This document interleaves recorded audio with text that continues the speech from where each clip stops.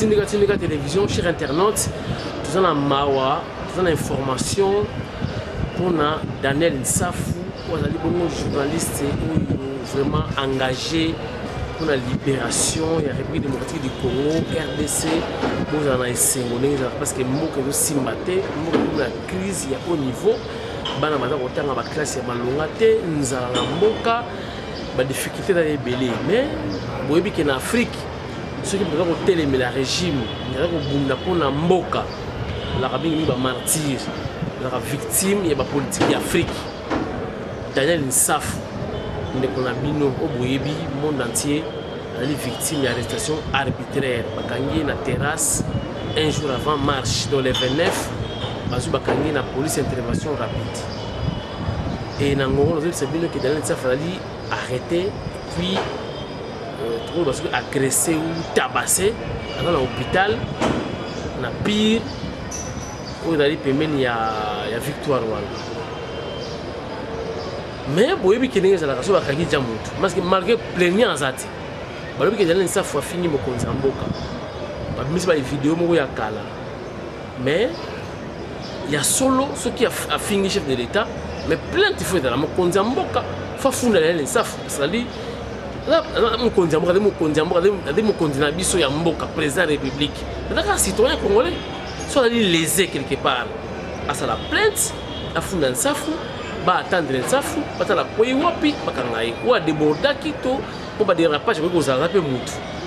Mais ba y rejoindre la terrasse, plaintité et le côté mano militari, ni ba lo bakabake na ye, na ba toujours na ba kene petit na pile kuna. Mais plainte de 48 heures après, en réalité, le quoi le deuxième jour, il faut pas libérer Nsafou. Mais libération là qui ça oyo, on la plaignant azati. Yo somona wapi na kisasa abakangi mutu ba libérer ya ofélé ça la fati to comme na niveau tu dois bloquer faut pas libérer Daniel Nsafou. Daniel Nsafou to ba na après sa position de côté opposition par exemple ba limite ba mbongo et tout et donc les ala penalty bino mozali ba congolais mozali bana ya mboka bozo numéro ya avocat Daniel Nsafou. Pour contribuer, pour ça moi quelque chose, geste. Tu viens avec moi Kinsuki Mate, hein? Kinsuki Mate. Yo bois moi souri. Oya bois moi souri. Isabelle bois moi souri. Oguna bois moi souri. Pour ça là que non Kinsuwana et Tony na souri va libérer Nsafou à paiement à continuer lutte pour lutte wana dans lutte mon éternel. A okufa peti. Soit donc bunda pona mboka oyo. Attends, le but de ce la longue président. Mais lobby. Alors, comment l'opposition dit? On a besoin d'un opposant. Ils ont parce que lobby paye. Quand on peut perdre un PO, ceux qui vont gagner l'élection. Comment l'opposition dit? On a besoin d'un journaliste engagé. On a besoin d'un pouvoir. Ainsi de suite. Un père de la communauté, on va opposante. Vous voyez vite, il des mots et tout. On va opposante, on va critiquer le pouvoir en place. Hier, il dépêche parce qu'il est mis là-bas. Mais il ne va pas dans l'assemblée, il va pas dans la sortie. Il des mots et tout. Lobby peut perdre. Un peu, on a contre opposition, on va critiquer le pouvoir. Côté basali bien té, on va bango. Ceux qui ne savent pas, à mon équipe, ils pouvoir lobby. Ça fait qu'on peut un PPRD, un MP ou un stagiaire d'abord pour critiquer pour pouvoir remplacer. Voilà. Bochapoa, pour ça moi est loco. Kanya kanya la corruption. Même pas ça moi biki, mais là tu vas biki na fait ya bakonzi, bon bakangiye pour libérer Nsafou à continuer de tout mal. Voilà, pour ça numéro rapidement. Boche code à Congo, boche ba 9 misa donc 999 34 72 30 ou 09 99 34 72 30. Deuxième numéro 081 ou plus 243 81 16 13 122 081 16 13 122. Voilà numéro Oyo Obenga, avocat, il y a Daniel Nsafou pour toute la solution na masolo ya libération immédiate ya Daniel Safu parce que jusque là plaignant azate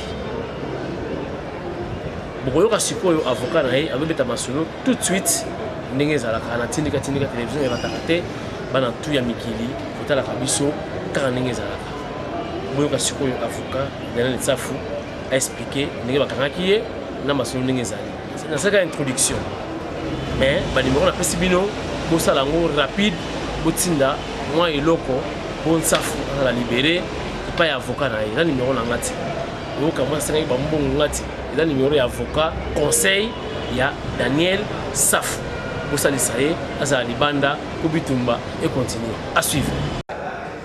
Voilà, maître Mbaki mbote na yo.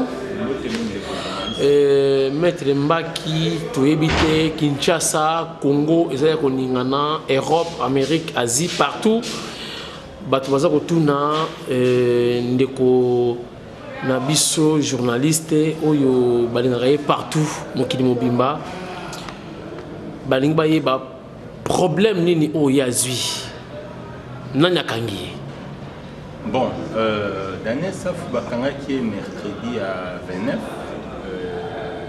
novembre par la police, c'est-à-dire police d'intervention rapide pire.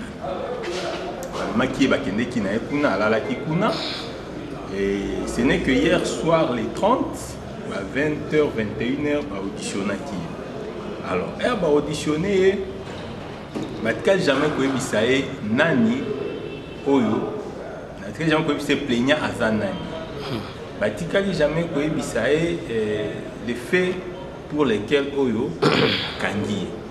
Alors, dans l'audition à Bango, on lui pose un certain nombre de questions. Or, la tradition veut que ce kangi mutu ebise mo papa monde to kangi awa dala mutu afundi ozaboye soit biso moko la police se saisir d'office pour na makambo tel.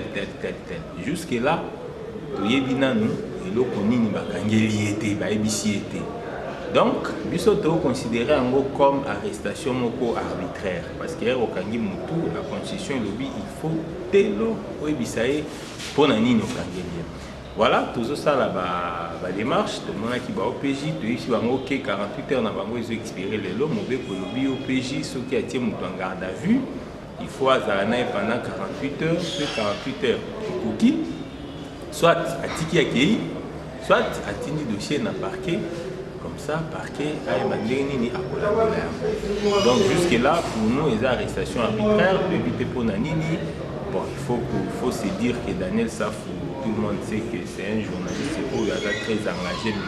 Pour nous, on a un journaliste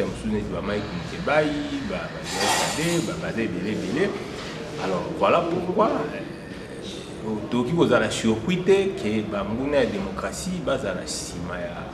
Il y a poursuite.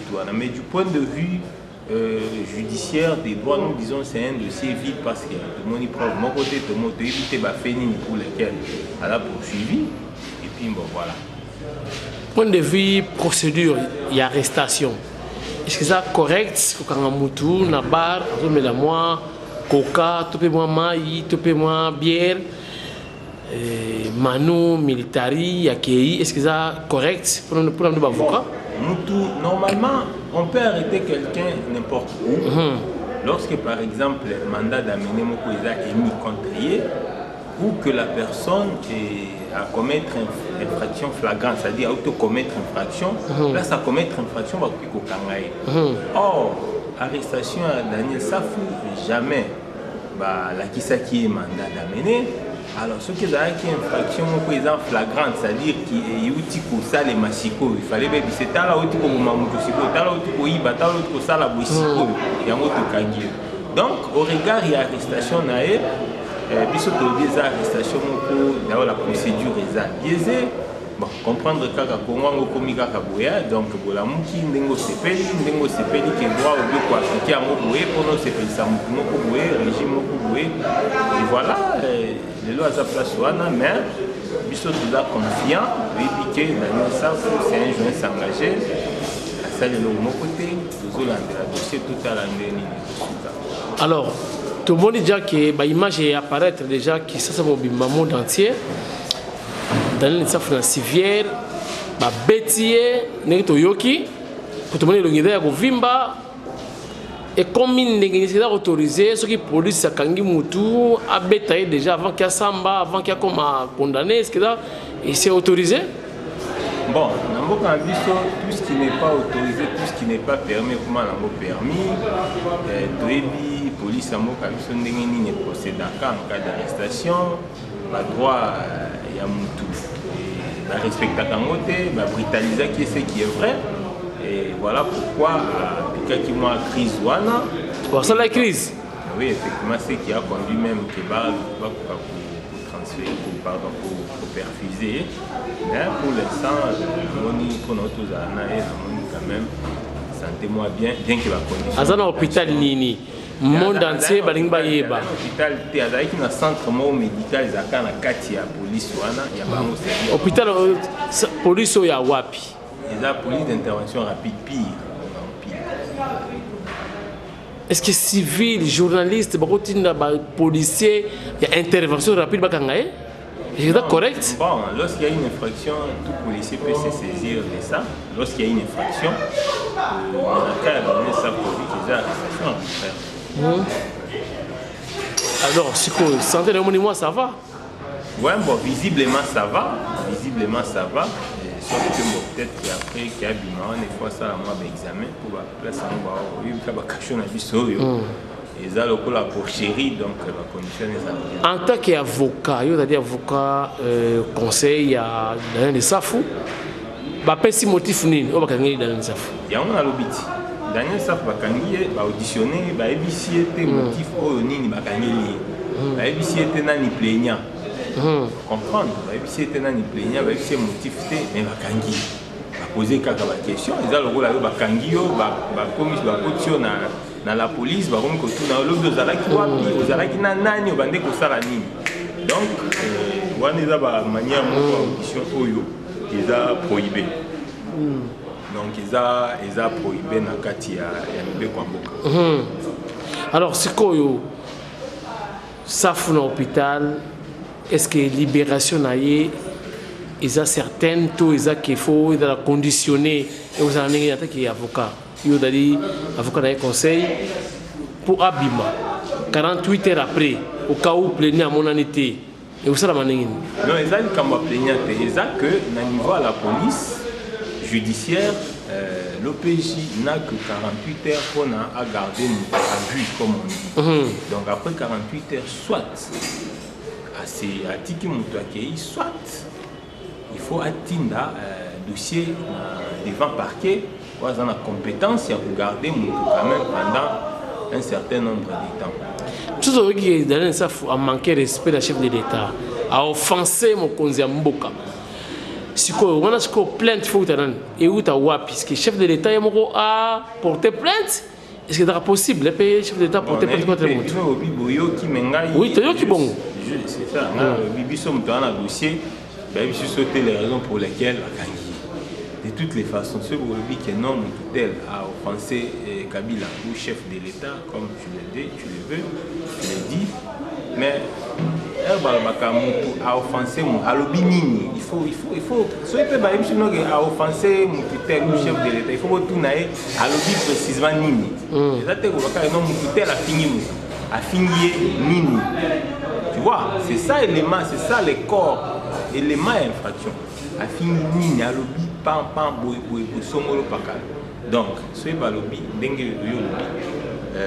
Mais au regard, il y a un dossier judiciaire, arrestation, ils arbitraient, mais si ils sont dans les locaux, alors, c'est quoi, moi, si na bana, il y a un tas d'avocats. Tu as dit bon déjà, où tu connais? Oui, c'est vrai que nous avons Madame Safou, bon. Les adultes, ce n'est pas facile. Pour mener un combat pour Daniel Safou, donc il faut être très fort. Dans un pays comme la RDC, où la dictature qui est comme dans vos principes, mais il comme la souka. Non, mais dictature comme la souka, le régime à Kabila comme la souka, c'est connu de tout le monde. C'est vrai, maître. Il faut le confirmer, non? Oh, Mais encore il y a les trentaines, encore il y a le Saint-Sylvestre, c'est le Kabila a les trentaines, mais après les trentaines, il faut démissionner. Elle a déjà hors mandat. Donc voilà, c'est un peu ça. Peut-être qu'un jour, nous sommes sur tout ça l'émission par rapport à un thème général d'actualité, peut-être politique. Mais bref, pour dire que Daniel, c'est un journaliste brave qui est là pour son pays, qui défend les valeurs démocratiques et en Bokana. Au cas où il libéré été, 48 heures après, que dit la loi? Quand on va libérer, la police va tenir, comme je l'ai dit, la police va tenir le dossier devant le parquet. Ce qui se passe dans le parquet, procédure est en bon, sur la team de le parquet, nous avons toujours milité ou lutté à ce que défendre à ce qu'on puisse les libérer parce que le dossier est vide. Il n'y a pas de preuves, il n'y a pas de motifs pour lesquels il est poursuivi. Mais au cas où il y a un dossier dans le parquet, qui a incarcéré la police qu'on a pillé. C'est une détention arbitraire, illégale. Ça devient une détention illégale. Parce qu'on a quand même avocat pour ça, une procédure d'année. Bon, là, tu me demandes de donner toutes les notions. Mais c'est ça, il faut pas le monde entier, maître. Ouais, non, parce que de l'homme, on appelle nous sommes dans l'hypothèse selon laquelle vous assure, maître. Mais je suis sûr parce que il n'y a pas de fait pour lequel il est poursuivi. Soit il va tiquer en ce moment-là, au point où retourne en je te dirai qu'est-ce que nous voulons faire, qu'est-ce que nous allons faire. Maître, il y a Mobimba. Na émission na zuba appel ya Londres, ya France, Belgique, Allemagne, Isabelle Monola benga na Belgique, auto benga na Londres ya na famille Lubaya, ya honorable Lubaya. Balinga ba santé ya Daniel Essaf, siko maître. Lobby to lobby kuna ekozala ndenge nini pona safu. Jusqu'au pesa bango message au bota dans le monde entier. Safou Azani numéro qu'on peut savoir résumé va comprendre la véracité à dossier à Safou. Bon tout le monde là-dessus non rappelez. Non pour résumer Safou il est là, il est encore en détention dans la police judiciaire et à pire, police d'intervention rapide. Toujours là donc toujours dans quelques heures. Puis un total en principe il faut bâtiquer les on va voir ce qu'on va faire. Et que nous sommes confiants que notre client ne se reproche de rien, il n'a commis aucune infraction. Et voilà. Bah, ça peut reprocher ça, il va perdre le contrôle. Il va reprocher payer. On a l'impression qu'on a foutu d'informations qui va reprocher qu'il va perdre le contrôle et il va loba sans contrôler le monde, c'est-à-dire de déborder. Qui dit ça? C'est ça, moi je ne peux pas dire qui dit ça.